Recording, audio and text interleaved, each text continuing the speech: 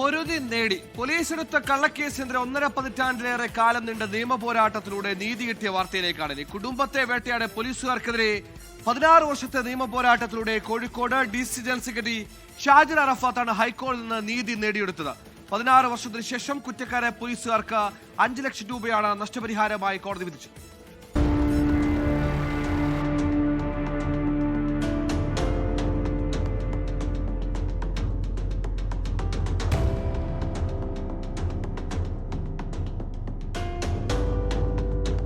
അന്ന് ഷാജിർ അറാഫത്ത് യൂത്ത് കോൺഗ്രസ് സംസ്ഥാന സെക്രട്ടറിയാണ്. സാമ്പത്തിക പ്രശ്നത്തിന്റെ പേരിൽ നൽകിയ പരാതി പിൻവലിക്കാൻ നടക്കാവ് SI ബിജു സമ്മർദ്ദം ചെലുത്തുന്നുവെന്ന് കാട്ടി ഉന്നത പോലീസ് ഉദ്യോഗസ്ഥർക്ക് പരാതി നൽകി. ഇതിന്റെ പ്രതികാരമായി വാഹനം ഓടിക്കുമ്പോൾ മൊബൈൽ ഫോൺ ഉപയോഗിച്ചെന്നാരോപിച്ച് പോലീസ് കേസെടുത്തുവെന്നാണ് ഷാജിർ പറയുന്നത്. തന്റെ കാർ ക്രെയിൻ ഉപയോഗിച്ച് ബലമായി കസ്റ്റഡിയിലെടുക്കാൻ ശ്രമിച്ചു, കുടുംബാംഗങ്ങളെ മർദ്ദിച്ചു. ഇതിനെതിരെയാണ് KK Biju, P Baburajan, MA Kabeer എന്നീ പോലീസുകാർക്കെതിരെ ഷാജിർ പരാതി നൽകിയത്.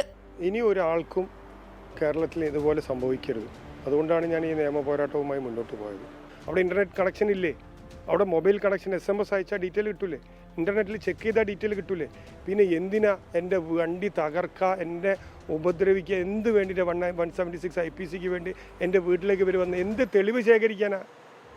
അപ്പോൾ ഒരു സെറ്റിൽമെൻറ്റ് നടത്തുക, അത് കേട്ടിട്ടില്ലെങ്കിൽ കോടതിയുടെ എന്താ പറയുക, കോടതിയെ പോലും ഇവിടെ കോടതി ഉത്തരവ് പോലും കാറ്റിൽ പറത്തുന്ന രീതിയല്ലേ ഇവർ തുടർന്നത്.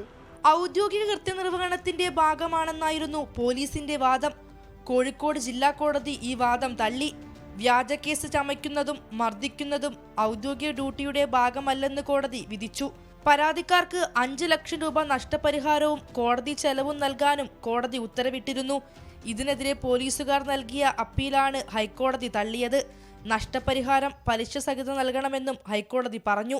24 കോഴിക്കോട്.